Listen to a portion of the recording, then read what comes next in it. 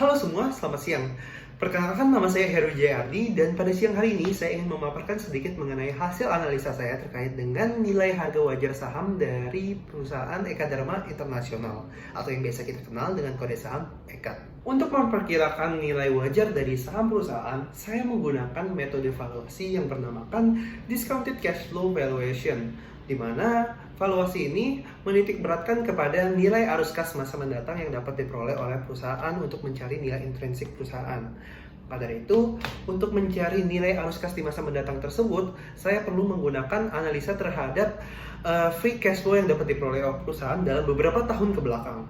Maka dari itu, saya menggunakan informasi berupa operating cash flow dan capital expenditure yang saya peroleh dari laporan keuangan dari tahun 2016 hingga tahun 2022. Dan untuk capital expenditure sendiri, capital expenditure yang saya maksud di sini meliputi aktivitas seperti perolehan aset tetap berwujud maupun yang tidak berwujud yang dilakukan oleh perusahaan. Maka dari itu, untuk mencari free cash flow, saya perlu mengurangi operating cash flow dan juga capital expenditure untuk setiap tahunnya. Yang dimana nantinya free cash flow yang saya peroleh akan saya bagikan dengan net income yang diperoleh perusahaan dalam beberapa tahun ke belakang. Kemudian dari hasil pembagian tersebut, saya akan memperoleh hasil free cash flow rate, yaitu sebesar 80% apabila dirata-ratakan dari tahun 2016 hingga tahun 2022. Maka dari itu, angka 80% bagi saya agak sedikit tidak make sense dan terlalu besar untuk diproyeksikan dalam jangka waktu ke depan yang sangat panjang. Maka dari itu, saya memproyeksikan bahwa average free cash flow rate yang saya gunakan sebesar 40% sebagai angka yang cukup konservatif. Kemudian, untuk mencari tahu net income, tentunya di masa mendatang, net income juga tentunya akan membutuhkan proyeksi berdasarkan asumsi average net profit margin yang diperoleh dalam beberapa tahun ke belakang. Maka dari itu, saya membagikan net income dengan revenue dalam beberapa tahun ke belakang untuk memperoleh hasil average net profit margin, yaitu sebesar 12,86% yang saya konservatifkan menjadi 12,5%. Kemudian, berkaitan dengan revenue juga, di masa mendatang tentunya revenue tidak akan dapat kita proyeksikan tanpa adanya asumsi average yang kita peroleh dalam beberapa tahun ke belakang terlebih dahulu. Maka dari itu, saya menghitung revenue growth dalam beberapa tahun ke belakang dan memperoleh hasil sebesar 2,6%. Sehingga dari asumsi revenue growth 2,6% tersebut, saya dapat asumsikan bahwa revenue akan tetap bertumbuh selama 2,6% selama beberapa tahun ke depan. Kemudian, apabila dikalikan dengan net profit margin yang diperoleh sebesar 12,5%, maka hasil dari revenue growth tersebut, revenue di dalam beberapa tahun ke depan akan menghasilkan net income projected dalam beberapa tahun ke depan.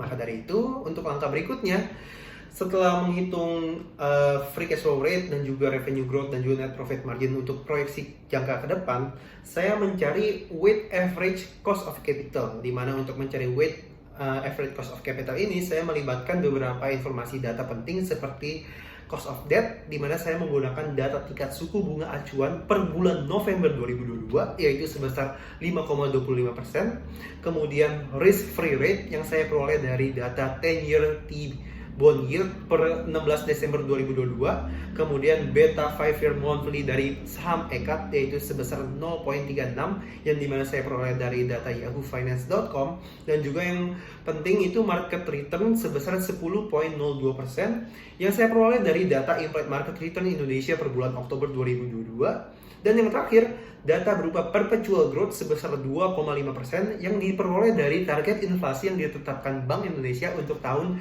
2023. Lalu untuk langkah berikutnya, saya berusaha untuk mencari cost of debt after tax terlebih dahulu. Untuk di sini karena dia after tax, maka kita perlu melibatkan perhitungan effective tax rate yang dibayarkan oleh perusahaan, yang dimana saya peroleh effective tax rate-nya itu berdasarkan income tax dibagi dengan income before tax. Maka saya memperoleh hasilnya effective tax rate-nya itu sebesar 19,97%. Dan apabila mengacu kepada rumus WACC, nilai tax tersebut perlu dikurangkan terlebih dahulu dengan nilai 1, yaitu dengan 1 dikurang 19,97% dan menghasilkan 0,8, yang dimana 0,8 ini akan dikalikan dengan suku bunga acuan yang telah diperoleh dari informasi yang saya lampirkan. Dan saya memperoleh cost of debt after tax-nya itu sebesar 4,20%. Lalu setelah cost of debt, saya perlu mencari cost of equity. Untuk cost of equity, saya menjumlahkan risk free rate dengan pengkalian beta dikali market risk premium.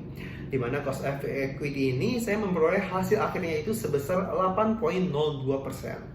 Setelah cost of equity dan cost of debt after tax, maka langkah berikutnya kita perlu mencari weight of equity dan weight of debt yang dapat diperoleh dari mencari market capitalization dan juga total debt terlebih dahulu. Dan untuk market capitalization kita dapat peroleh dengan mengkalikan price dengan shares outstanding atau jumlah saham beredar yang saat ini ada di pasar, kemudian dijumlahkan dengan total debt yang dimiliki oleh perusahaan per kuartal 3 tahun 2022. Dari hasil penjumlahan tersebut akan menghasilkan total capital atau yang dapat dikatakan sebagai total value. Maka dari itu untuk mencari weight of equity kita dapat menggunakan total equity perusahaan per kuartal 3 tahun 2022 dibagi dengan total capital, dan kemudian weight of debt yaitu dengan membagikan total debt dengan total capital. Maka dari itu, setelah weight of equity dan weight of debt, cost of equity dan cost of debt after tax diperoleh, kita dapat menghitung WACC dari perusahaan saham Ekat. Maka dari itu, kita memperoleh WACC-nya itu sebesar 0.0764. Untuk langkah berikutnya, seperti yang saya sudah bicarakan tadi, apabila free cash flow rate yang sebesar 40% akan digunakan untuk memproyeksikan free cash flow dalam jangka masa mendatang, maka dari itu saya dapat memperoleh free cash flow dari tahun 2023 hingga 2026, di mana nantinya free cash flow tersebut akan saya peroleh nilai present value of future cash flow, di mana mengkali free cash flow dengan discount factor, di mana discount factor ini akan diperoleh dari rumus 1 plus WACC yang kita peroleh sebelumnya dipangkatkan dengan time, sesuaikan dengan kapan value of future cash flow tersebut berada di tahun yang kita asumsikan di masa mendatang. Maka dari itu, setelah dikalikan dengan discount factor, kita dapat mendapatkan present value of future cash flow dari tahun 2023 hingga 2026. Lalu setelah itu kita juga perlu mencari terminal value future cash flow, di mana untuk menghitung terminal value ini kita perlu melibatkan future cash flow di tahun terakhir yaitu 2026 sebesar 35 miliar sekian ini dikalikan dengan perpetual growth sebesar 2,5% ditambah 1. Dan dari hasil tersebut nantinya akan dibagikan dengan hasil pengurangan required return dengan perpetual growth. Dan akhirnya kita dapat memperoleh hasil terminal value future cash flow sebesar 714.619.525.507 rupiah.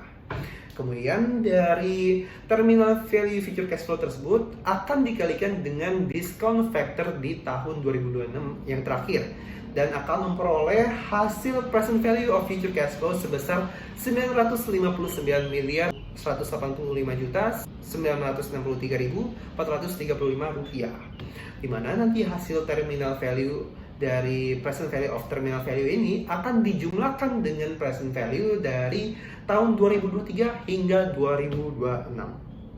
Maka dari itu saya mendapatkan today's value sebesar 1.859.859.139.569 rupiah yang nantinya akan dibagikan dengan jumlah saham yang beredar di Bursa Efek, yaitu sebanyak 3.493.875.875.000.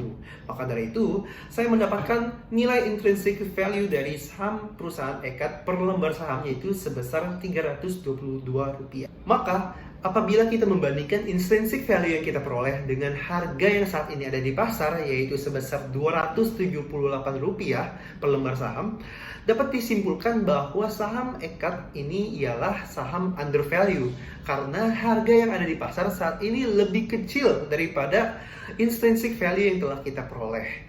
Maka dari itu, apabila saya ingin merekomendasikan kepada investor untuk melakukan pembelian saham Ekat di harga hari ini, yaitu harga Rp278, maka investor akan berpotensi mendapatkan keuntungan sebesar 15.91% apabila nilai dari harga saat ini bergerak meningkat ke intrinsic value yang telah saya paparkan sebelumnya, yaitu sebesar Rp322. Maka dari itu, potensi keuntungan sebesar 15.91% tersebut juga lebih besar daripada rata-rata pengembalian keseluruhan IHSG dari bulan Januari hingga bulan November tahun ini, yaitu tahun 2022, di mana rate pengembalian dari keseluruhan IHSG hanya berkisar sebesar 6%. Maka dari itu, saya ingin merekomendasikan kepada investor untuk segera melakukan pembelian saham Eka Dharma Internasional. Sekian pemaparan analisa saya. Terima kasih.